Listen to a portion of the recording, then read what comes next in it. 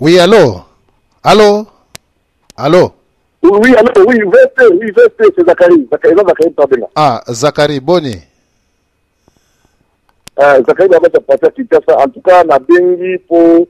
na témoigner que l'émission na salaki na radio du solo, donc Mokil Mobimba, na bengi na Facebook, na mail, donc na site na linga la facile, donc na commentaire au saganate, au point que donc la radio me sous va souhaiter de faire la émission, donc pour qu'on a expliqué parce que par le but on a que non que na ba kasara collaborer donc ba massa pena neti na radio qui point papa Frank Sandoka binengai abino to sa l'émission a dit que na collaborer à partir de réponse na pesa qui na bon soni radio bon soni papa Samba Kolonga ta bengai lui vraiment na répondre bien na qui poli donc na Zakari a changé et puis na radio Bende l'été pour pas libiter libongo pe a bengai ngai on va souhaiter na radio se Bende télé ba souhaiter na que na faire la interview ben moi je crois qu'on a préparé la campagne électorale na robin avoir ta plus tard moto sur la émission après na bien qu'on a fait ça de monsieur Bino parce que s'exprimer qui na radio c'est qui est extrêmement intérêt dans le cadre de la radio sur la bien benanga toujours pour na le kita na bango. Eza bien Zakari, lokola ba bengi oleka na ba radio na bango, eza ba radio ba congolais.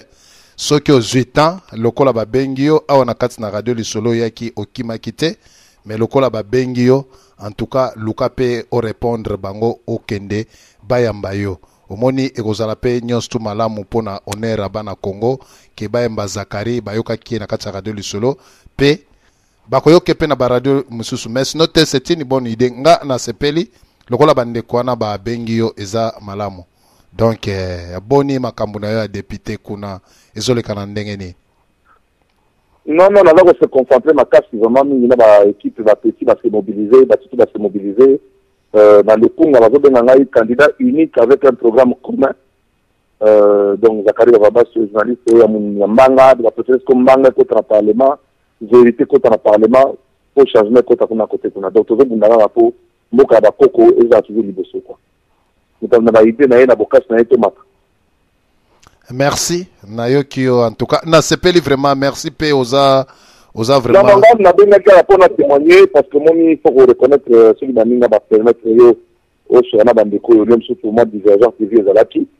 participation na vraiment na émission na yo na grand libulu na comprendre que non vraiment monde entier balandaki yango te susciter que ba confrère mususu bazala na posa qui na le compétition na bango donc en temps par le cananga parce que na zomona tele na robomba tele na bangate ni na sebeli ka po ba dit que surtout papa Frank Sandoka pena dit non en tout cas on va nous collaborer et on a pena on va nous collaborer et da Samba Kolonga parle bien la même chose milita libongo parle bien la même chose que non vraiment on sent qu'on va collaborer au salon makamna yo na kata Congo il faut le catégorie pour s'expliquer sous bien davantage et je vais le faire en temps important. Wana ikozala malamu merci.